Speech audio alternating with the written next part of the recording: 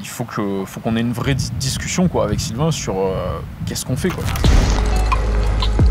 Deux jeunes Français, deux frères ont une idée toute simple, une fixation rotative qui permet de tourner son pied dans l'axe de la planche. Je vais vous faire une proposition. Ok. Pas bien là. Has always been a bit of a dream for us.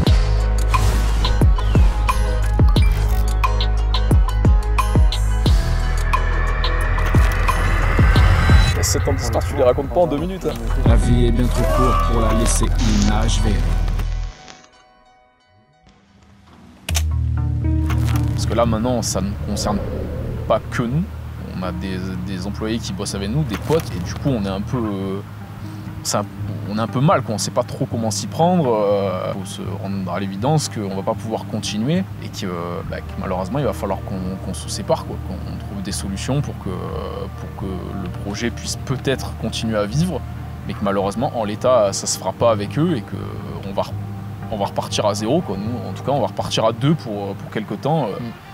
Histoire que peut-être la situation se relance, notamment économiquement et industriellement, quoi. Ah bah là c'est pas compliqué, c'est le coup le plus dur qu'on vit avec le projet. C'est un moment où on se dit bon, littéralement est-ce que c'est pas officiellement la fin? C'est surtout qu'on n'a plus d'issue. Parce qu'en fait, on sait qu'on peut plus acheter de Kwikset. Économiquement, il coûte trop cher, on peut plus le produire. C'est le produit phare qui fait qu'on en est là. Et donc là, on est vraiment face à un mur, quoi. On se dit comment on va faire, quoi. Et je me dis bon tant pis, on va abattre toutes nos cartes. Avec Ben, ça faisait des mois et des mois qu'en sous-marin, on cherchait toujours des investisseurs, des gros distributeurs, etc. Avec toujours pour objectif de faire en sorte que le projet continue, que Blackline survive, que ça soit un repreneur, une marque du milieu, ou que ça soit un investisseur, même étranger. Et franchement, c'était la fin, genre, il nous est arrivé des trucs, franchement, avec Ben, mais de fou. Donc on a contacté de tout, on a eu des... Vraiment, c'était du foireux sur du foireux sur du foireux. Des fakes qui se faisaient prendre pour un ancien ministre malaisien. Des gens qui étaient en Arabie Saoudite qui voulaient qu'on se retrouve au milieu du désert pour en parler. Mais il y a une histoire, une situation qu'il faut que je vous raconte. C'est contacté par un porteur d'affaires d'un businessman en Italie, à Milan. L'apporteur d'affaires qui nous parle en français. Et à côté, le businessman en question, qui ressemblait vraiment à, tu vois, au comptable de la mafia, tu vois celui-là, là, dans tous les films, c'était lui, assis en face de nous comme ça, pépère. Et ensuite vient la douille. Les sous, il faut les rendre. Et les sous, ils vont nous les donner en cash. Alors là, ça pue le blanchissement, mais bien sûr, on est face à face, assis, à table, donc il faut un minimum de poker face. On va pas en plein milieu dire « c'est du blanchissement d'argent, monsieur, ça peut pas faire ça, monsieur !» Non, pas du tout. Autant vous dire qu'on est parti de là-bas en cours, en cavalant. On avait nos skates, on s'est paumé dans la ville et tout parce qu'on était sûr qu'on se faisait suivre. On était pas bien. Et au final, on les a jamais rappelés. C'était une belle aventure quand même de se retrouver face à face avec des mafieux de haut niveau dans l'agriculture. Mine de rien. Celle-là, je m'y attendais pas. Mais vraiment, on était en mode, genre, on n'avait plus rien à perdre. De toute façon, c'était ça ou rien. Mais franchement, quand on s'est heurté à ce genre de deal, on s'est dit non mais on n'en est pas là quand même. Et c'est là qu'on a appelé Eric pour avoir des conseils sur concrètement qu'est-ce qu'on fait, quoi. Et là tout de suite il nous dit les gars, rassurez-vous, genre on va trouver des solutions, on va essayer de faire des choses ensemble.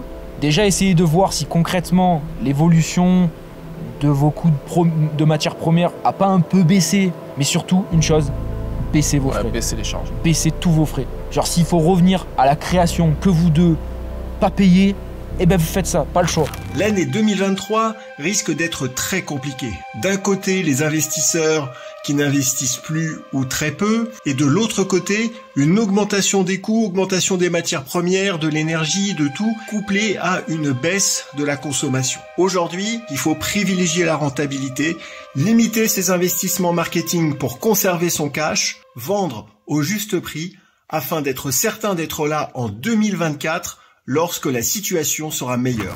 Là, du coup, on se retrouve de nouveau à 2 dans le garage familial. On repart de zéro, alors que ça faisait quand même 6 ans qu'on avait tout monté et qu'on avait eu des locaux. Donc là, c'était vraiment un retour en arrière qui est dur à accepter.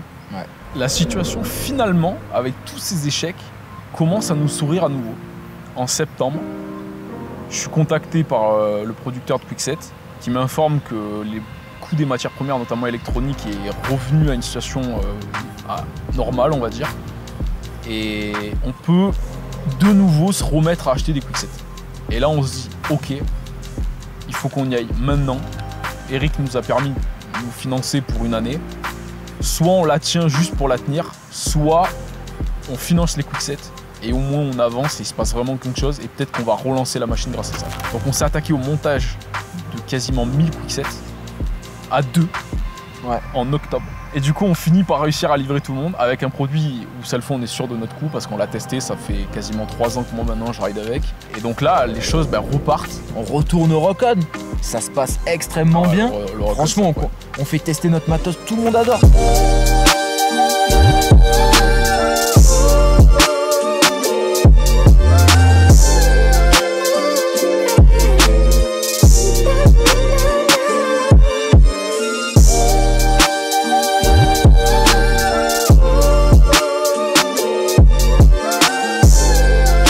La dynamique est folle. On apprend qu'on retourne au CES de Las Vegas pour le projet Ski Snow. On se dit non mais là ça y est. Là c'est bon, on est reparti. Et du coup on part au CES avec la Dream Team. Jérém. Ça fait longtemps. Il est là depuis le début lui. Ah il est là depuis le début. Alors moi c'est Jérémy. Et Rémi je l'ai connu en BTS. Globalement on s'entraide, je pense qu'on est un peu complémentaires parce qu'ils ont besoin de moi sur certains éléments. Je sais qu'il y a une période où ils ont fait beaucoup de concours et celui-là c'était à Bercy. Et puis le soir, c'était la remise des prix et je m'étais déplacé. Tous les gens costard cravate, moi j'étais habillé standard. J'ai l'impression de faire tâche mais finalement on est comme ça. Dès que je peux les accompagner, je sais que ça va être cool. C'est toujours en mode boulot, il faut toujours faire ça carré. Mais toujours avec une petite ambiance justement où on est entre potes, on cherche à faire en sorte que ça fonctionne et passer du bon temps et que ce soit avant, pendant, après, on est ensemble et c'est cool. 3 scènes sur la plage, donc ça part en pool party. Impossible de rester sage, y'a trop de filles en bikini. Sex on the beach, en renverser nos moritos. Mais qu'est-ce qu'on s'en fiche, profite de l'instant, c'est bien trop beau. J'irai m'en prendre un autre et c'est loin d'être un problème. Cherche pas à qui la faute, c'est le genre d'action que j'aime. L'alcool à volonté, j'ai vu les tirs tomber. C'est sûr qu'on va pas manquer, il va falloir que je me compare. Claquette, casquette, toujours vissée sur ma tête. Et je fais des petites photos, toujours entouré de poulettes. Voilà, à la bientôt mon enfant. Et puis finalement au moment du Covid, comme tout le monde je pense, boulot compliqué, etc. Et à ce moment-là, Rémi, il arrêtait pas de m'en parler. Il me disait, si tu veux rejoindre l'équipe, ce serait cool. Et je lui disais, écoute, là, je peux pas. Et là, j'avais un créneau. Ça aurait pu être cool. Je me dis, comment ça aurait pu être dans une autre vie si j'avais accepté ça. Mais je pense que ces choses de potes et justement d'être là quand il y a besoin. Parce que finalement, c'est eux les créateurs. Moi, j'aurais été là en tant qu'ingénieur plasturgie, parce que c'est mon statut actuel, on va dire. Donc, je connais bien en plastique. Et j'aurais pu les aider. Mais je l'ai fait, finalement je l'ai fait pas en mode travail, mais dès qu'il y avait besoin, dès qu'ils avaient des questions, dès que je pouvais et que j'avais la réponse, parce que j'ai pas réponse à tout non plus. Donc dernièrement je suis allé au CES avec eux. Las Vegas, c'est intense. Globalement, je sais pas si ça te dit quelque chose, dormir 4 heures en 4 jours. Il me dit je suis pas d'ici, je réponds moi je viens des... Première soirée, fracassé. On fait une soirée improbable. Tout était gratuit, ça coule à flot.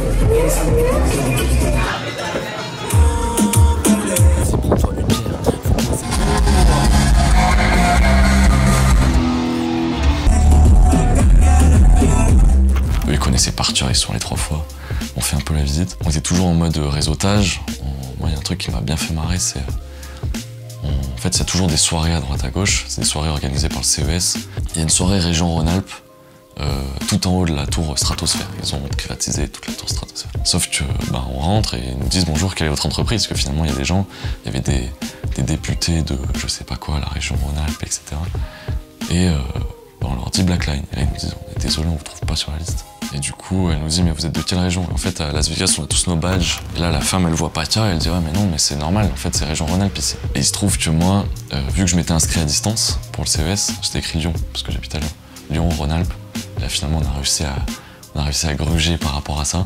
Et pour le coup, là, c'est Vegas, quoi. Enfin, on s'est fait embarquer. Après, tu discutes avec d'autres gens qui, eux aussi, sont déjà venus plusieurs fois. Un endroit.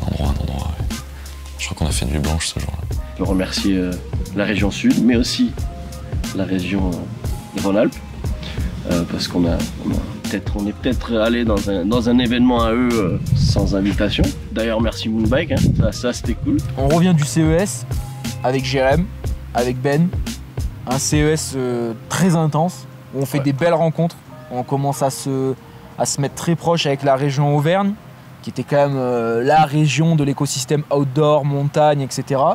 Les retours clients commencent à être très bons, parce que du coup on a livré les gens en début d'hiver, donc très satisfaits, mais avec toujours ce problème que les pros ne jouent pas le jeu, ils veulent pas intégrer une nouvelle marque dans leur magasin. Nous, ben, on est une start-up, on galère sur les délais, sur la production, donc ils veulent pas s'engager, ils ont peur, ils se disent on va pas assurer. Le gros frein qu'on a, c'est que c'est un produit qui est du coup industriel, qu'on ne peut pas faire à quelques dizaines d'exemplaires. On est obligé de partir sur des milliers d'unités dès qu'on lance une production. Pour que Blackline puisse vraiment avoir la dynamique et le projet qu'on veut faire avec, que le Quickset puisse être distribué dans le monde entier auprès de tous les utilisateurs qui en ont besoin. Il y a quand même 13 millions de pratiquants dans le monde. Ce qui est hyper frustrant aujourd'hui, c'est que tout est prêt. Le projet, il est fini, le Quickset est opérationnel.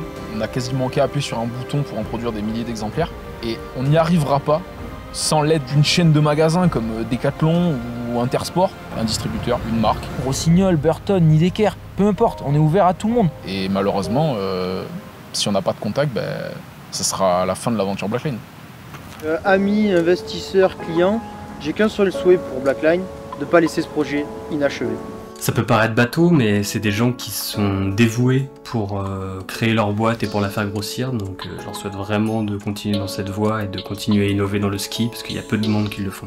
C'est terrible de voir des projets qui doivent marcher et qui ne marchent pas. Blackline, ça mérite vraiment de marcher, et l'idée reste magique. La technique, elle fonctionne, les brevets, ils existent. Et donc, voilà, on va y arriver et il faut qu'on y arrive. Qu'ils arrivent à se sortir de ce mauvais passage et que ça recommence et qu'ils arrivent à continuer ce qu'ils ont commencé, quoi, clairement. Voilà. Et je serai toujours là pour les soutenir, quoi qu'il arrive. C'est vrai qu'il y a eu plusieurs rebondissements. Hein. C'est une aventure à rebondissements. Il y a eu des hauts, il y a eu des bas.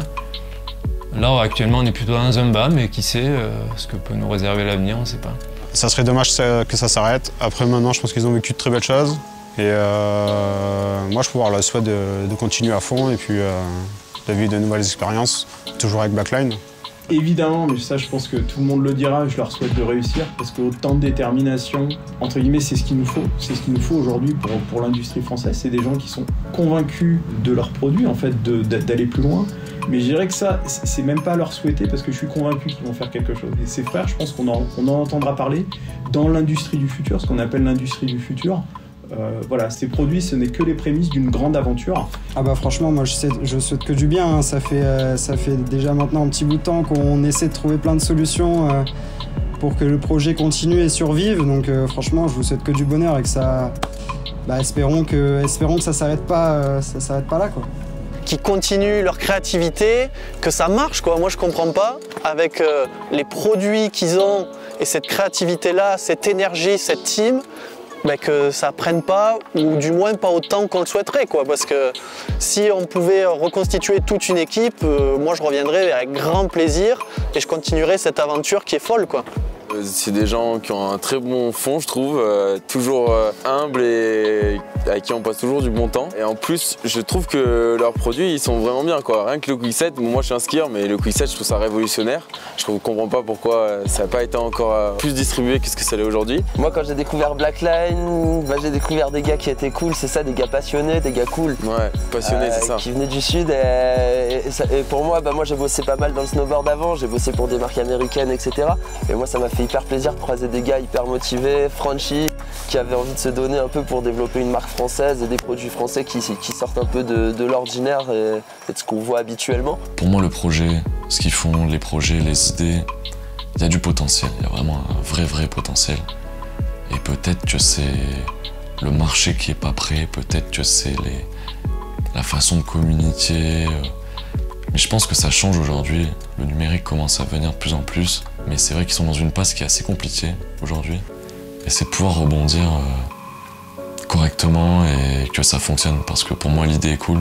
Ce serait vraiment dommage de s'arrêter là, si ça devait s'arrêter. Ouais, je leur souhaite le meilleur pour la suite. Je pense qu'il faut persister. Persister. C'est pas parce que ça marche pas la première fois que ça marchera jamais. La bonne idée est là. La bonne idée est là. Et il reste plus qu'à la partager.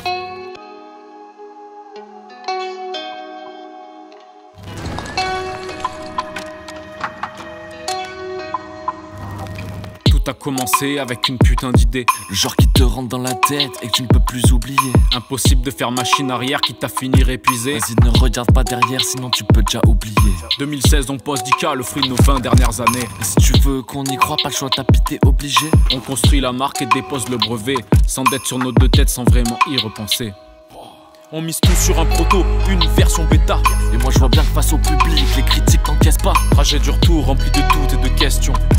Et vas-y mec, faut pas lâcher, leur montrer que t'avais raison. Aucun salaire, putain on taffe, même le soir du réveillon. Facile à dire à ce moment-là, t'étais blindé d'allocation. 2017, je quitte tout, sans hésitation. Malgré la naissance d'un enfant que je vis par procuration.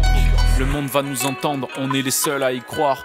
On enchaîne les concours et on empile les victoires. Fait une campagne à 50 000 avec notre produit phare. Les ventes s'emballent, on se met à rêver, à y croire.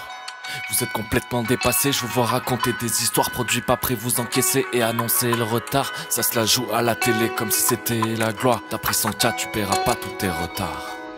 L'impression que c'était hier, j'ai pas vu le temps passer. Projet avec le frère, on n'est pas prêt d'abandonner. L'impression que c'était hier, j'ai pas vu le temps passer. La vie est bien trop courte pour la laisser inachevée. L'impression que c'était hier, j'ai pas vu le temps passer. Projet avec le frère, on n'est pas prêt d'abandonner. L'impression que c'était hier, j'ai pas vu le temps passer. La vie est bien trop courte pour la laisser inachevée. Embauche à tour de bras, pensant résoudre tes problèmes. Merci l'État, le PGE, d'avoir sauvé nos enseignes. Maintenant je vois mes impôts, pas sûr que ça valait la peine. Sur les réseaux, la critique est facile. Je donne les détails et c'est pas ce que t'imagines. Les charges en France, c'est pas celles de la Chine. Nos comptes bancaires, c'est des dettes de platine. Mais quand je lis vos remarques, j'ai l'impression d'avoir commis un crime. Dans cette histoire, des gens attendent depuis bientôt 2 ans. Produits non aboutis qu'ils ont payé comptant. 100 000 de réunis, encore beaucoup d'argent. À raison ou à tort, ils ont été confiants. On garde espoir, malgré les tonnes de problèmes. Obligé de se séparer de ceux qui nous soutiennent. On sent bien que c'est la fin et qu'il faut se rendre à l'évidence. Ce qui nous maintient en vie, c'est notre putain de résilience. Mon frère et moi, on était libres et pleins d'espoir. 7 ans passés, dans la passion et le désespoir. C'est comme une drogue que l'on s'injecte sans les pouvoirs. Rendez-vous fructueux, on se met à rêver, à y croire. La décision tombe, finalement déclinatoire. Pour nous, plus d'issue, on prend des mesures conservatoires. Toujours pas abattu, mais difficile de garder la barre d'un navire qui a perdu la direction de sa trajectoire. L'impression que c'était hier, j'ai pas vu le temps passer. Projet avec le frère, on n'est pas prêt d'abandonner. L'impression que c'était hier, j'ai pas vu le temps passer. La vie est bien trop courte pour la laisser inachevée. L'impression que c'était hier, j'ai pas vu le temps passer. Projet avec le frère, on n'est pas prêt d'abandonner. L'impression que c'était hier, j'ai pas vu le temps passer. La vie est bien trop courte pour la laisser inachevée. Non mais moi ça me casse les couilles, ça m'a saoulé. C'est une fin de tournage. Coupez, coupez, coupez.